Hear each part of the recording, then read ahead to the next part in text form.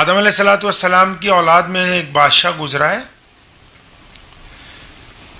اس بادشاہ نے اس کی حکومت میں قحط پڑ گیا تو لوگوں نے ایک رواج بنایا کہ ہم لوگ ایسا کریں کہ جو صبح دوپہر شام کھانا کھاتے ہیں ایک وقت کا کھانا نہیں کھائیں گے اور وہ ان علاقوں کو کھانا دیں گے جہاں کھانا نہیں ہے. ان کی یہ بات اللہ کو اتنی اچھی لگی کہ اس کو عبادت کے اندر شامل کر لیا. یہ عبادت روزہ بن گئی. اور رمضان المبارک میں جہاں عبادت بہت بڑا جز ہے وہاں فراخ دلی کے ساتھ دوسروں کی مدد کرنا ابتدا سے اسلام کا بہت بڑا حصہ رہا ہے. آج بھی پوری دنیا میں زکوٰۃ اور صدقات دینے میں مسلمان جو ہیں سب سر فہرست ہیں. تو ہمیں بھی اپنے اکابرین کے مطابق رسول اللہ صلی اللہ علیہ وسلم کے احکامات کے مد نظر حضرات صحابہ کرام رضی اللہ تعالی اجمعین کی زندگیوں کے مطابق اس بات کو یقینی بنانا ہے کہ روزے کے دوران ہمارے عزیز و اقارب میں بہت سارے لوگوں کو آپ دیکھتے ہیں رمضان میں وہ لوگوں کو سحری افطاری کروانے کے لیے اپنے گھروں میں دعوتیں کرتے ہیں. کچھ لوگ اپنا گھر دکھانے کے لیے لوگوں کو بلاتے ہیں افطار پر. اپنا اپنا نظریہ ہے لیکن نظریہ وہی قبول ہوگا جس کی نیت پاک ہوگی اللہ کے نزدیک. آپ کے نظریے کی نیت کیا ہے یہ دیکھنا لازمی بات ہے. آج کے دور کے اندر جب ہم رمضان المبارک گزار رہے ہیں تو اس رمضان المبارک میں کہ کیا ہم اخلاص نیت کے ساتھ ان لوگوں کی مدد کر رہے ہیں جن کی مدد ہم پر واجب ہے. لوگ دکھاوے کے لیے دور دور مدد کرنے کے لیے جا رہے ہیں اور اگر آپ کا اپنا بھائی مستحق ہے مدد کا تو پھر آپ اتنی دور کرنے کیا جا رہے ہیں؟ اپنے بھائی کی مدد کیوں نہیں کر رہے؟ آپ کا اپنا پڑوسی مستحق ہے. کچھ دقیانوسی لوگ یہ پوچھتے ہیں کہ پڑوسی کا مذہب کون سا ہونا چاہیے. پڑوسی کا مذہب پڑوسی ہوتا ہے اور کچھ نہیں ہوتا ہے. آپ کا پڑوسی اگر بھوکا ہو خواہ کسی بھی مذہب سے تعلق رکھتا ہو تو پھر ابھی رمضان کے احکامات کی تکمیل نہیں ہوئی ہے. محلے میں کچھ لوگ ایسے موجود ہیں جن کے پاس خورد و نوش کی اشیاء مکمل نہیں ہیں تو کیا ان محلے میں ان لوگوں کی ہماری خبرگیری کرنا ہم پر لازم نہیں ہے؟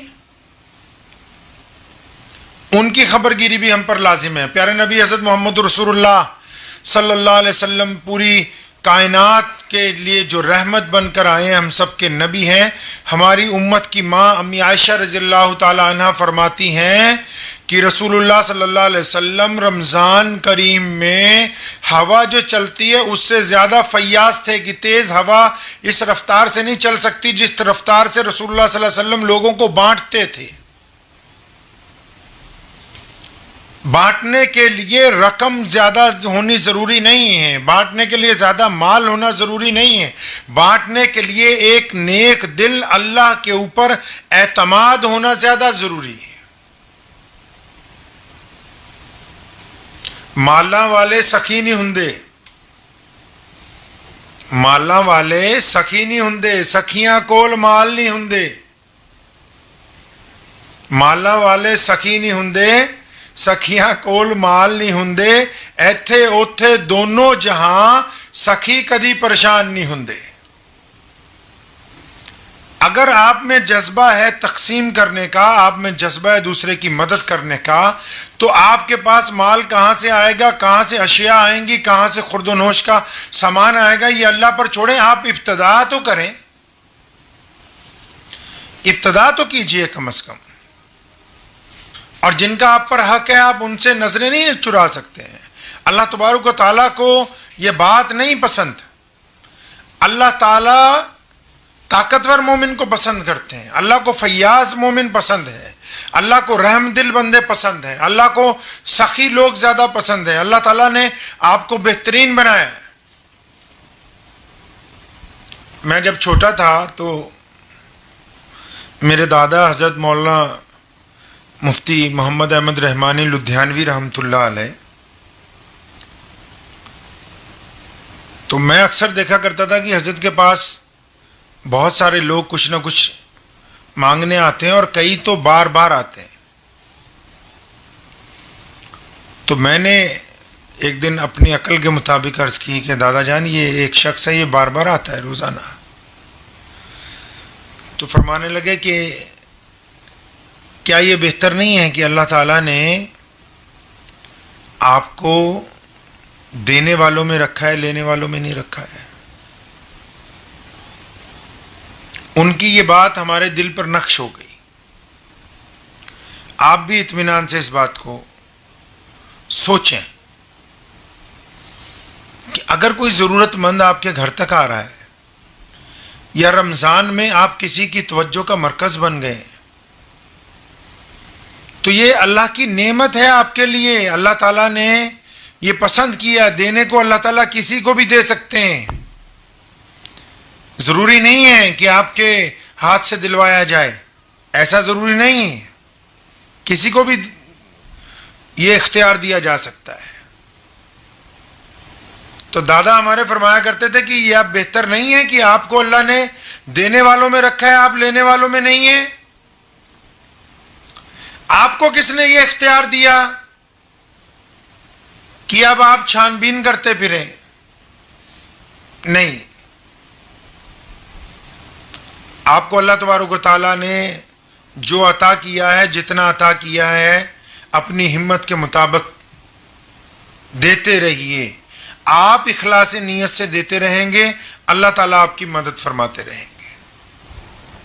رمضان اور فراخ دلی، رمضان اور صدقات، رمضان اور زکوٰۃ، یہ مسلم معاشرے کا ایک جز ہے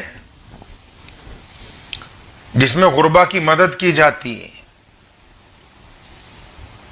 جس میں بندہ مستحق لوگوں تک پہنچتا ہے۔ لیکن کیا مدد کرنے سے پہلے وہ مدد اللہ اور اس کے رسول کے حکم کے مطابق کی جا رہی ہے کہ نہیں؟ اس بات کو طے کرنا روزے دار کے لیے لازمی ہے کہ وہ جو مدد کر رہا ہے، کیا وہ مدد کا پیمانہ اللہ اور اس کے رسول کے حکم کے مطابق ہے یا نہیں ہے؟ اگر وہ مدد کا پیمانہ اللہ اور اس کے رسول کے حکم کے مطابق ہے تو یہ نہایت ہی خوشی کی بات ہے۔ اگر وہ پیمانہ اللہ اور اس کے رسول کے حکم کے مطابق نہیں ہے تو یہ مدد نہیں ہو رہی۔ آئیے ہم پیارے نبی حضرت محمد رسول اللہ صلی اللہ علیہ وسلم کے عمل کو ذرا دیکھتے ہیں کہ جب ہمارے کریم نبی، جن کی بدولت، جن کے صدقات اور جن کی رحمتوں کے صدقے آج ہم کلمہ لا الہ الا اللہ محمد رسول اللہ پڑھنے والے ہیں، جن کی وجہ سے پوری دنیا میں انسانوں کے اندر برابری کا پیغام جو ہے وہ عام ہوا ہے، ان کا لائے عمل کیا رہا ہے؟ ہمیشہ عید کا دن ہے، پیارے رسول کریم صلی اللہ علیہ وسلم نماز کے لیے جاتے ہیں، راستے میں ایک یتیم بچہ روتا ہوا ملتا ہے۔ آپ اندازہ لگائیں، کائنات میں اللہ تبارک و تعالیٰ کے نائب ہیں اور مسلمانوں کے انہی پورے عالم کے لیے رحمت بن کے آئے ہیں، رسول کریم ہیں، اور جاتے ہیں راستے میں ایک بچہ روتا ہوا ملتا ہے تو صحابہ کو یہ نہیں کہا جاتا کہ اس بچے کو پوچھو، خود کالی کملی والے رک کے اس بچے کو پوچھتے ہیں کہ تم کیوں رو رہے ہو؟ اب اس بچے سے جب یہ معلوم ہوتا ہے کہ یہ یتیم ہے اور یہ اس لیے رو رہا ہے کہ اس کے والدین اس کے ساتھ نہیں ہیں آج، تو پیارے محمد کہیے صلی اللہ علیہ وسلم اس بچے کا ہاتھ پکڑتے ہیں، واپس آتے ہیں، عیدگاہ نہیں جاتے ہیں، واپس آ کر اس بچے کو نہلوایا جاتا ہے، اچھے کپڑے پہنائے جاتے ہیں، میٹھا کھلایا جاتا ہے، اور پھر رسول اللہ صلی اللہ علیہ وسلم اس بچے کو پوچھتے ہیں کہ بیٹا آپ جب پچھلے سال عیدگاہ جاتے تھے، جب آپ کے ابو زندہ تھے تو کیسے جاتے تھے؟ آپ اپنے ابا کی انگلی پکڑ کے جاتے تھے، ان کی گود میں بیٹھ کے جاتے تھے، آپ کس طریقے سے عیدگاہ جاتے تھے؟ اس بچے نے کہا یا رسول اللہ میں اپنے والد کے کندھوں پر بیٹھ کے عیدگاہ جاتا تھا۔ تاریخ شاہد ہے، امام بخاری نے لکھا ہے، کالی کملی والے پیارے محمد صلی اللہ علیہ وسلم زمین پر بیٹھے اور اس بچے کو اپنے کندھوں پر بٹھایا اور پھر اٹھ کے کھڑے ہوئے. وہ بچہ نہایت خوش ہے اور دنیا دیکھ رہی ہے کہ وہ یتیم جو کل تک ہنس رہا تھا, کل تک رو رہا تھا, آج مسکرا رہا ہے. اور دیکھو نبی اکرم صلی اللہ علیہ وسلم کے کندھوں پر سوار ہے. سونے رسول نے یہ کام اس لیے کیا کہ قیامت تک آنے والے مجھ جیسے اور آپ جیسے تمام لوگوں کو یہ علم ہو جائے کہ جب غریب کا احترام کرنا ہے, غریب کی مدد کرنی ہے تو اس کی عزت بلند کرنی ہے. غریب کی عزت کے اوپر پاؤں رکھ کے اپنی عزت بنانے کی کوشش نہیں کرنی. حضور اکرم صلی اللہ تعالی علیہ وسلم نے یہ تعلیم دی ہے مسلمانوں کو. ایک عام کہاوت ہے, خربوزے کو دیکھ کے خربوزہ رنگ پکڑتا ہے. میں کہنا چاہتا ہوں ایمان والوں کو, اہل ایمان کو, کہ رمضان کے مقدس مہینے میں جن کی آپ مدد کریں گے, اگر مدد کے نام پر آپ ان کی بے عزتی کرتے ہیں, اگر مدد کے نام پر آپ ان کی نیلامی کر رہے ہیں, اگر مدد کے نام پر آپ ان کی آنکھوں کو شرمندگی سے جھکا رہے ہیں, تو یہ محمد الرسول اللہ کا کام نہیں ہے. یہ ایک مسلمان کی شان نہیں ہو سکتی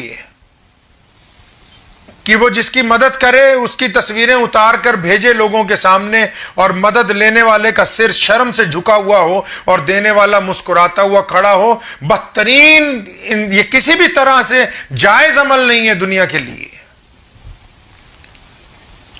رمضان کریم نے, رسول اللہ صلی اللہ علیہ وسلم نے ہمیں سکھایا ہے. اطمینان کر لیں اس بات کو, جو کلمہ لا الہ الا اللہ محمد رسول اللہ پڑھتے ہیں, ہم کسی کی مدد نہیں کرتے رمضان میں. ہم کسی ضرورت مند کو کھانے پینے کی سامان مہیا نہیں کرواتے, بلکہ رمضان کریم میں اور رمضان کریم کے علاوہ جن لوگوں تک اہل ایمان پہنچتے ہیں سامان لے کے, وہ اپنے ان ساتھیوں کا, دوستوں کا, پڑوسیوں کا, عام انسانوں کا ساتھ دیتے ہیں, مدد نہیں کرتے. ساتھ دینے میں اور مدد کرنے میں زمین آسمان کا فرق ہے. مصیبت کی گھڑی میں اپنوں کا ساتھ دینے والا اپنوں کی عزت کو برقرار رکھتا ہے, مدد کرنے والا عزت کو برقرار نہیں رکھ سکتا. رمضان الکریم نے ہمیں یہ پیغام دیا ہے. امی عائشہ رضی اللہ فرماتی ہیں, سونے رسول صلی اللہ علیہ وسلم چلتی ہوئی تیز ہوا سے زیادہ فیاض تھے. حضور اکرم صلی اللہ تعالی علیہ وسلم نے ہمیں تعلیم دی ہے کہ رمضان الکریم میں بڑی تیزی کے ساتھ فیاضی کی جائے. اور ہاں, صرف فیاضی دولت کی ہی تو نہیں ہے, آپ جن سے کبھی مسکرا کے نہیں ملے ان سے مسکرائیے تو صحیح. جن کے لیے آپ نے دل میں رنجشیں پال کے رکھی وہ رنجشیں ختم تو کیجیے. جو کہ اس بات کے منتظر ہیں سالوں سے ماں باپ کہ میری اولاد کچھ لمحے کے لیے آ کے میرے پاس بیٹھے گی, میرے قدموں میں بیٹھے گی, کم از کم وہ تو کیجئے. اس سے بڑا صدقہ اور کون سا ہو سکتا ہے؟ ضروری تو نہیں کہ صدقہ مال کا ہوتا ہے. کسی بھٹکے ہوئے کو راستہ دکھا ہوئے کو ہنسا دیا جائے, کسی درد مند کے درد کو بانٹ دیا جائے, یہ تو محمد الرسول اللہ نے سکھایا ہے. اسلام کی یہی سب سے بڑی خوبی ہے. اسلام نے, پیارے نبی حضرت محمد الرسول اللہ صلی اللہ علیہ وسلم نے جو بنیادی باتیں ہمیں دی ہیں وہ یہی ہیں کہ ہم نے ایک اللہ کی عبادت کے ساتھ محمد الرسول اللہ صلی اللہ علیہ وسلم کو جب خاتم النبیین مانا تو ہمارے آقا نے جو ہمیں حکم دیے ہیں ہم نے ان احکامات کی تکمیل کی ہے. دنیا خواہ اہل ایمان کو جتنا مرضی برا کہتی رہے, ہم اگر اللہ اور اس کے رسول کے حکم کے مطابق چلیں گے تو دنیا اور آخرت کی کامیابی ہمارے لیے طے ہے.